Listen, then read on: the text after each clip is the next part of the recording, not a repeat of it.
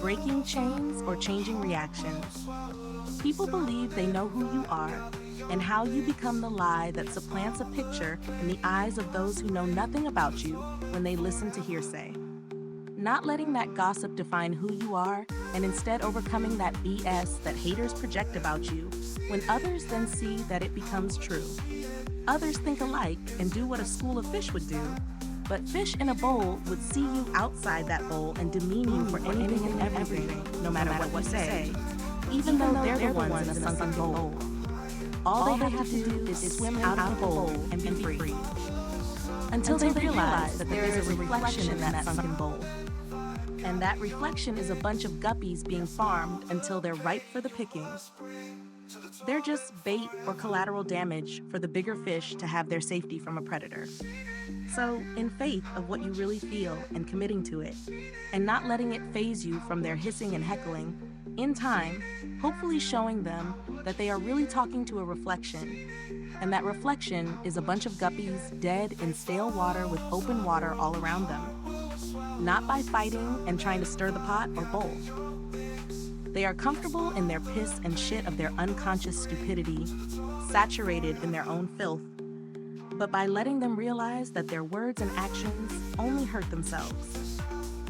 When you refuse to let the negativity of things you hear and see affect you at all, then it doesn't affect you, but instead affects them over time. Letting their words bounce off the glass in their faces, they will taste their asinine bile and see the insecurities they hide from all the reality around them. They will see that they are the ones with things to hide, and they are not like the rest.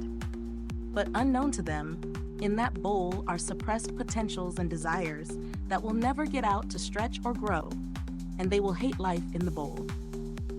By avoiding giving them the gratitude of acceptance or their corporate tendencies, and giving them a false sense of exceptions from their maniacal backward comfortabilities within their pan of perch life, life gave you lemons.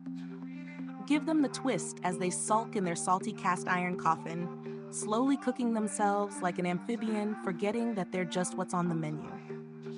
Their face is hooked, lined, scaled, and gutted of any creativity, unaware that they're now fish out of water and in the pot consumed by each other's stew.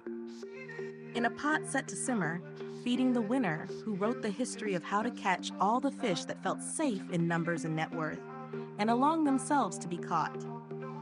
The drinking in the scripting was describing this disclamation, that it is appalling to watch a shit show and funnier to sit alongside in columns, more like catacombs and coliseums they paid to get bought into.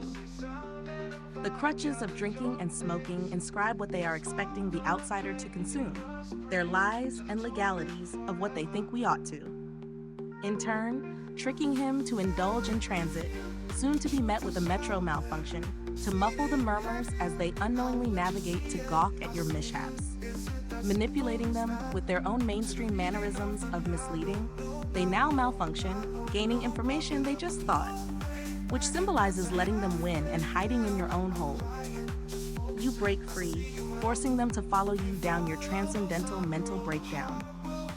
Then they're lost, which brings their words and shaming along with their deranged dreams. Unchallenged from the close quarters of the bait shops overhead, watch as they beat themselves up inside, and you can observe as if it was you beating them like a brat parody. Hitting the camera, using their own words against them by default, begins their chain reactions right back at them like dominoes. While you tiptoe through the deeper ends and the deconstructions and demonizing, do what you were deflecting and just watch.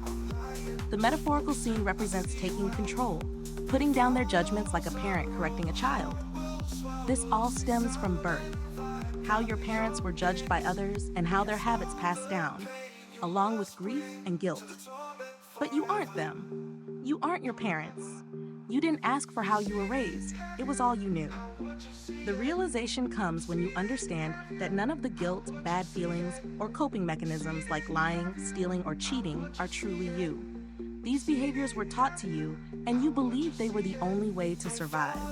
Meanwhile, others' gossip and negativity created a false persona of you. But now it stops. The chains break to anchor as the wake awakens their demons, like bait to get caught. The truth of who you are begins to swim free at last, a fish to never be caught.